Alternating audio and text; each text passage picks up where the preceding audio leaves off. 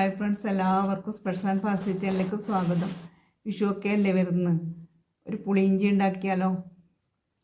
ഇഞ്ചി നമ്മുടെ പറമ്പിൽ തന്നെ മുളച്ചിട്ടുണ്ട്. അതിൽ നിന്ന് കുറച്ച് ഇഞ്ചി എടുത്ത് തൊലിയെല്ലാം കളഞ്ഞ് കഴുകി ചെറിയ ചെറിയ പീസായിട്ട് മുറിച്ചെടുക്കണം. ഇതുപോലെ ചെറുതായി മുറിച്ചെടുക്കണം. ഒരു ബൗള് ഇഞ്ചി ചെറുതായി മുറിച്ചെടുത്തിട്ടുണ്ട്. ഒരു 10 വെളുത്തുള്ളി തൊലിയെല്ലാം കളഞ്ഞ് ചെറുതായി മുറിച്ചെടുത്തിട്ടുണ്ട്. 2 പച്ചമുളക്, കുറച്ച് കറിവേപ്പില, ശർക്കരപ്പൊടി, നാരങ്ങ വലുപ്പത്തിൽ ഒരു കഷ്ണം പുളി വെള്ളത്തിൽ കുതിർത്ത് വെച്ചിട്ടുണ്ട്. ഇനി ഒരു പാത്രം അടുപ്പത്ത് വെച്ച് മൺചട്ടിയാണ് എടുത്തിട്ടുള്ളത്. മൺചട്ടിയാണ് നല്ലത്. അതിലേക്ക് വെളിച്ചെണ്ണ ഒഴിച്ചു കൊടുത്തിട്ടുണ്ട്. 2 ടേബിൾ സ്പൂൺ വെളിച്ചെണ്ണ തന്നെയാണ് ഈ കറി ഉണ്ടാക്കാൻ നല്ലത്. വെളിച്ചെണ്ണ ഒഴിച്ചു കൊടുത്ത് വെളിച്ചെണ്ണ നല്ലപോലെ ചൂടാകുമ്പം മാത്രമേ ഇഞ്ചി ഇട്ട് കൊടുക്കാൻ പാടുള്ളൂ.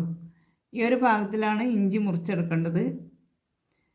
ഇനി ഒന്ന് ഇളക്കി കൊടുത്ത് ഇതിൻ്റെ വെള്ളം ഒന്ന് ആറി വരുന്ന സമയത്ത് ഇതിലേക്ക് വെളുത്തുള്ളി മുറിച്ച് വെച്ചത് ചേർത്ത് കൊടുക്കണം.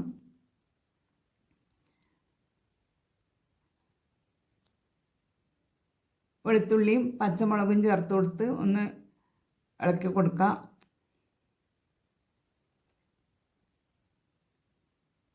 ഇനി ഇതിലേക്ക് കുറച്ച് കറിവേപ്പിലയും 2-3 വറ്റൽമുളകും മുറിച്ച് ചേർത്ത് കൊടുക്കാം.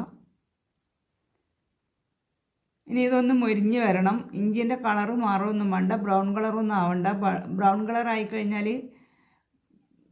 കഴിക്കുന്ന സമയത്ത് കയ്പ്പ് ടേസ്റ്റ് വരും. അതുകൊണ്ട് ഈ ഒരു പാകത്തിൽ കോരിയെടുക്കാം. ഇത് മതി. ഈ പാകത്തിൽ തന്നെ കോരിയെടുക്കണം. ഇഞ്ചി അധികം മൂത്ത് പോകാൻ പാടില്ല. ഈ ഒരു കളറിൽ തന്നെ കോരിയെടുക്കണം. ഇങ്ങനെ ഇഞ്ചി കോരിയെടുത്ത് കഴിഞ്ഞാൽ മാത്രമേ പുളിയിഞ്ചി ഉണ്ടാക്കുന്ന സമയത്ത് നല്ല ടേസ്റ്റ് ഉണ്ടാവുള്ളൂ.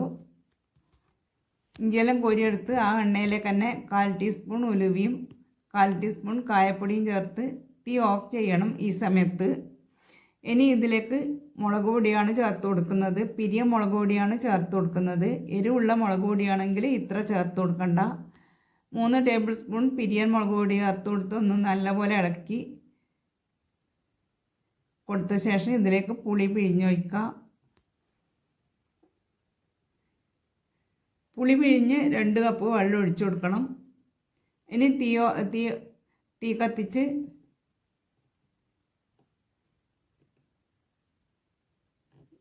നല്ലപോലെ തിളപ്പിച്ചെടുക്കണം.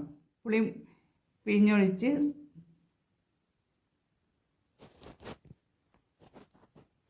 ഒരു പ്രാവശ്യം കൂടെ നല്ലപോലെ പിഴിഞ്ഞെടുക്കുന്നുണ്ട്.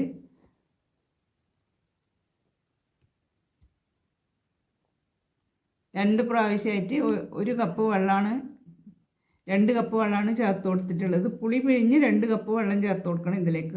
ഇനി ഇത് തിളച്ചിട്ടൊന്ന് കുറുകി വരണം.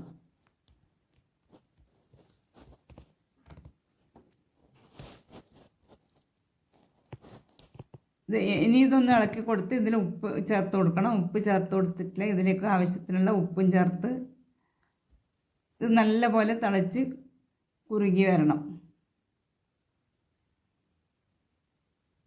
ഇനി ഇതിലേക്ക് ശർക്കരപ്പൊടി ചേർത്ത് കൊടുക്കണം.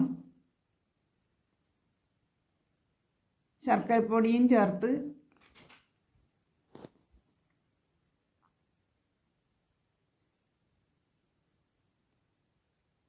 ഇളക്കി നോക്കി മധുരം വേണമെങ്കിൽ കുറച്ചും കൂടെ ചേർത്ത് കൊടുക്കാം. നല്ലപോലെ തിളച്ച് കുറുകി വന്നിട്ടുണ്ട്. ഈ സമയത്ത് ഇതിലേക്ക് വറുത്ത് വെച്ച ഇഞ്ചിയും ചേർത്ത് കൊടുത്ത് ഇനി തീ ഓഫ് ചെയ്യുക. ഇത് ഇട്ട് കൊടുത്ത ശേഷം അധികം തിളപ്പിച്ചെടുക്കേണ്ട ആവശ്യമില്ല. ഇനി തീ ഓഫ് ചെയ്ത് തണുത്ത ശേഷം നമുക്ക് അച്ചാർ ഭരണിയിലേക്ക് ആക്കി വെക്കാം. ഇത്രയേ ഉള്ളൂ. വളരെ എളുപ്പത്തിൽ നമുക്ക് നല്ല രുചികരമായിട്ടില്ല പുളിയിഞ്ചി റെഡിയാക്കി എടുക്കാം.